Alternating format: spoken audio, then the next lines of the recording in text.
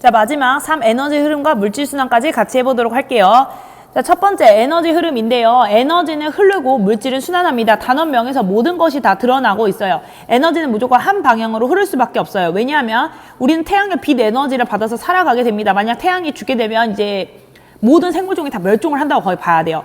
그래서 태양의 빛 에너지를 가지고 우리는 유기물, 우리가 유기물이거든요. 탄소를 많이 가지고 있잖아요. 이런 유기물 속에 화학 에너지, 포도당 같은 것을 에너지로 저장을 하고 있다가 사용을 하게 되죠. 그래서 열 에너지로 방출을 하게 되면 우리는 이 열을 잡아채다가 사용을 할 수가 없어요. 그래서 빛 에너지, 화학 에너지, 열 에너지 순으로 사용이 가능한 에너지에서 불가능한 에너지로 에너지는 한 방향으로 흐르게 됩니다. 이때 화학 에너지는 먹이사슬을 따라서 생산자가 만들어 놓은 걸 초식동물이 갈취, 내가 소 같은 초식동물을 먹고요. 얘네들을 이제 열 에너지로 나중에 방출을 하게 되는 것이죠. 그래서 먹이사슬을 따라서 에너지는 이동을 하게 됩니다. 이에 반면에 물질이라고 하는 것, 탄소나 질소 같은 것들은 순환을 하게 됩니다. 자, 그럼 물질을 생산하고 소비하는 것을 하게 해주는 바로 이 태양 에너지를 고정해주는 식물부터 먼저 알아보도록 할게요.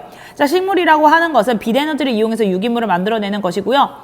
이때에 광합성을 통해서 만들어낸 유기물의 전체 양을 총 생산한 양이다라고 해서 총 생산량이라고 부릅니다.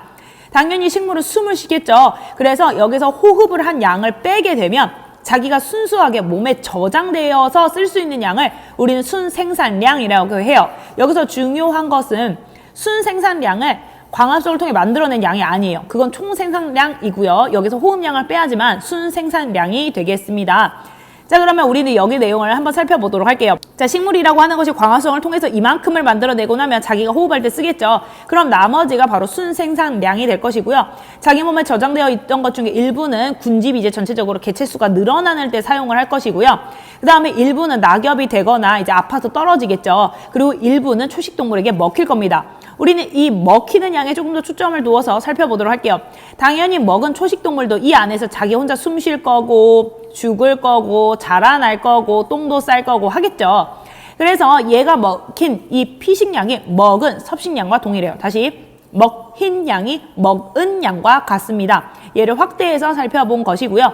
먹은 양 중에서 내가 아예 소화를 못하고 완전히 똥으로 다 배출하는 걸 배출량, 그럼 내 몸 안으로 들어오는 걸 동화라고 하죠. 우리 동화와 이화할 때 그겁니다. 그래서 복잡하게 만들어내는 걸 동화인데요. 이 먹은 양 중에 내가 일부는 숨 쉴 거고요. 일부는 자라나는 데 쓸 거고 일부는 먹혀서 다음 세대로 가게 되겠죠. 그래서 이 표를 이해를 해주고 있으셔야 되겠고요.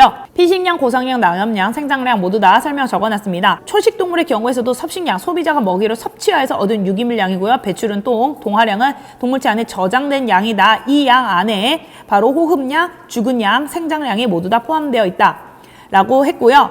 자, 여기에서 생물량 정의 조금 더 보도록 할게요. 자, 생물량이라고 하는 것은 유기물의 중량 또는 에너지 양을 말을 하는 것인데요. 임의의 공간 안에 대부분 식물을 중심으로 말을 하고요. 이제 생물량이 크면은 집단 전체가 크다라는 걸 말을 하게 됩니다. 그래서 식물이 만들어낸 총 에너지를 이만큼. 그래서 여기에서 내가 숨 쉬고 뺀 나머지를 내 몸 안으로 저장. 이렇게 될 것이고요. 이렇게 저장된 양은 시간에 따라서 생물이 점점 많아지게 될 것이니까 생물량은 증가하게 될 것이고요.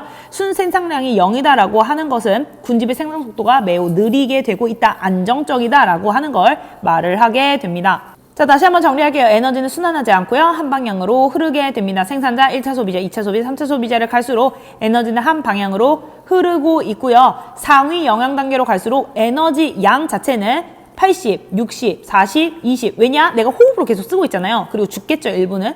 그래서 점차 가는 양 자체는 줄어들고 있는데 여기서 보게 되면 에너지 효율은 늘어난다라는 걸 좀 특이하게 볼 수가 있어요.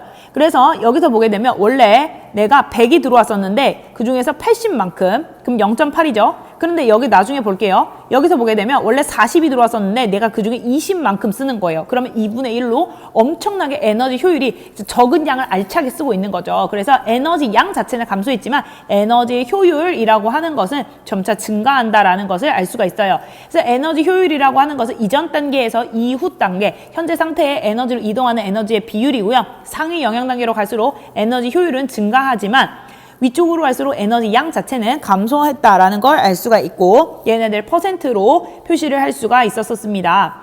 자, 반면에 물질은 이제 순환을 하게 되는데요. 이 물질 순환에 가장 중요한 역할을 하는 것은 바로 분해자예요. 그래서 식물의 사체나 배변 같은 것들을 이제 분해를 해주는 역할을 하고요. 곰팡이나 버섯, 세균이 그 메인 역할을 해주죠. 그래서 이 세균들이 어떤 역할을 해주냐면 탄소순환과 질소순환을 도와주고 있습니다. 내용을 좀 더 볼게요. 탄소순환이라고 하는 것은 원래 자연 상태에서 있었던 이제 CO2 같은 것들이 대기 중에 CO2를 생산자가 광합성을 통해서 유기물을 들여오게 되죠. 그리고 자기네들도 숨을 쉴 거고요. 얘네들이 이제 먹히겠죠. 소비자에 의해서. 그리고 나중에 사체 같은 것들은 다시 호흡을 통해서 이산화탄소로 왔다 갔다 할 거예요. 심지어 우리 인간들은 화석연료를 연소를 하면서 유기물, 즉 석탄과 석유를 CO2의 형태로 방출하면서 지구온난화는 이제 온실 효과를 가속화시키기까지도 하죠. 자, 그래서 얘네들이 순환이 잘 이루어져야지만 우리가 광합성량도 잘 되고요. 이렇게 자연계에서 안정적으로 이산화탄소 양을 조절을 할 수가 있게 됩니다. 자, 반면에 질소순환이라고 하는 거 보도록 할게요. 질소라고 하는 것은 우리 몸에서 단백질과 핵산, 이 핵산이 DNA와 RNA인데요. 얘네들을 구성하는 원소여서요. 굉장히 중요합니다. 그런데 자연계에 있었던 이 질소라고 하는 것은 결합을 무려 3개나 구성이 되어져 있어요. 그리고 굉장히 안정적이라서요. 우리가 공기 중에 낚아채가지고 사용을 하기가 쉽지 않습니다. 그래서 자연 상태에서 있었을 때는 공중방전, 번개가 쳐버리거나요. 아니면 식물들에 의해서 고정이 되어야 해요. 그래서 우리가 콩과 식물을 먹으면 질소 고정된 걸 먹을 수가 있게 되겠죠. 얘네들을 도와주는 게 가장 유명한 것이 바로 뿌리혹 박테리아라고 하는 것인데요. 이 뿌리혹 박테리아에 의해서 N2가 NH4 플러스 형태로 저장이 될 수 있습니다. 그래서 질소기체가 질산이온이나 암모늄 이온으로 되면 사람이 쓸 수 있게 돼요. 특히 식물체가 잘 쓰게 되는 것이죠. 그래서 질소 고정이라고 하는 건 자연 상태에 있었던 N2 기체를 이용을 하는 것입니다. 질산화 작용 보도록 할게요. 자, 질산화라고 하는 것은 이 질산을 만드는 될 화자이거든요. 질산을 만드는 걸 말을 하고요. 암모늄에서 아질산, 질소 하나 부족이라는 그 부족하다라는 말이고요. 그 다음에 질산 형태로 산소를 하나 더 받게 되면 요 질산이 될 수 있습니다. 이걸 도와주는 건 아질산균과 질산균 같은 질산화 세균에 의해서 관여를 하고 있고요. 얘네들이 이제 식물체 몸 안으로 들어와서 되는 것을 우리는 질소 동화라고 해요. 주로 생산자가 할 수 있고요. 유기물에서 단백질과 핵산을 합성하는 것입니다. 그래서 질소 동화가 나오면 반드시 생산자를 기억하고 있어 주셔야 돼요. 마지막으로 다 쓰고 났다 그러면 탈질화에 의해서 이런 NO3-가 N2의 형태인 기체로 탈출을 하게 되는 것이고요. 마지막 일부의 사체에 있었던 이 유기물들은 분해자의 작용에 의해서 NH4 플러스로 마지막 바뀔 수 있게 됩니다. 그런데 얘네들은 혹시 질소 고정이라고 생각할까 봐서 말을 하는데 N2에서 시작을 해야지 유기물에서 시작을 하면 질소 고정이 아닙니다. 그래서 내용을 잘 기억하고 있고요. 이 표도 잘 이해하고 있으시면 되겠습니다. 그래서 생태계는 이렇게 물질은 순환하고 에너지는 흐르게 되면서 균형을 잘 이루고 있는데요. 일반적으로는 급격한 환경 변화가 없고 먹이물이 복잡하고 생물 종수가 많을수록 평형이 잘 유지가 되고요. 특히 천이 중인 상태보다는 극도로 안정된 상태에 있을 때 생태계 평형이 잘 이루어지고 있습니다. 그래서 일시적으로 이제 생태계가 파괴되더라도 복구를 할 수 있지만 너무 극단적으로 파괴가 됐을 경우에는 복구를 할 수 없다라는 내용으로 구성이 되어져 있어요. 그래서 우리는 생물이 다양하게 유지가 되어야지 이러한 상황에서 쉽게 복구가 될 수 있어서 생물 다양성에 대한 내용도 같이 살펴보도록 할게요. 생물 다양성은 크게 3가지로 구분할 수가 있어요. 유전적 다양성, 종 다양성, 생태계 다양성으로 구분할 수가 있겠고요. 유전적 다양성은 같은 종 내에서 유전적 차이가 다양하면 멸종 가능성이 적다라는 것이고요. 종 다양성의 경우에서는 다양한 종들이 있으면 좋다라고 하는데 이때 다양하다라고 하는 기준이 무엇이냐면 종수가 많아야 되고요. 그 종들이 어느 한 마리만 있으면 안 돼요. 균일하게 있을수록 좋다라고 말을 했습니다. 그래서 종 다양성은 종 풍부도와 종 균등도를 모두 다 얘기를 해요. 마지막으로 생태계 다양성은 생태계라고 하는 이제 산림, 초원, 사막, 습지 같은 여러 가지들이 있는 것이 훨씬 더 다양한 종들을 이제 선호하는 사는 곳 중에 선호하는 게 약간씩 다르잖아요. 이제 다양한 선호도를 맞춰줄 수가 있어서 종 다양성이 높을 수밖에 없다. 그래서 유전적 다양성은 종 다양성을 유지를 해주고요. 종 다양성은 생태계 다양성과 안정성에 기여를 서로가 서로에게 하고 있다라고 하는 내용으로 되어져 있고 이런 것들이 잘 유지가 되었을 때 우리는 멸종 가능성이 훨씬 적게 됩니다. 그래서 생물 다양성이 이렇게 높으면 우리가 어떻게 활용할 수 있냐? 식량, 의약품, 의복, 유전자, 그 다음에 관광, 여가 같은 자원으로 활용을 할 수가 있고요. 그 다음에 보존을 하는 것도 당연히 중요하겠죠. 우리가 이제 삼림 같은 것들을 개발을 하게 되면서 서식지 단편화 같은 것들이 일어나게 되면 내부 면적이 줄어들게 되고 가장자리 면적이 늘어나게 되면서 실제로 자기네들이 뭐 예를 들어서 10헥타르 같이 이렇게 살 공간이 필요한 애들이 있어요. 그러면 이런 공간에서는 살 수가 없기 때문에 멸종을 하게 되겠죠.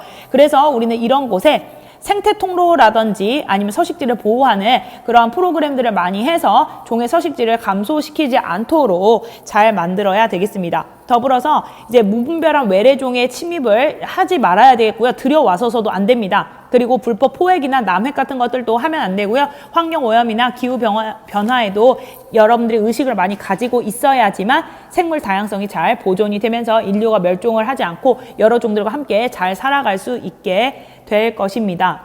마지막 68페이지는 문제로 구성이 되어져 있으니까요. 관련된 내용은 여러분들 직접 풀어보시면 좋을 것 같습니다. 여기까지가 생명과학 1과 관련된 모든 내용이었었고요. 여러분들 여기까지 따라오시느라 정말 수고 많으셨습니다. 우리는 그러면 생명과학 2에서 뵙도록 하겠습니다. 수고 많으셨습니다.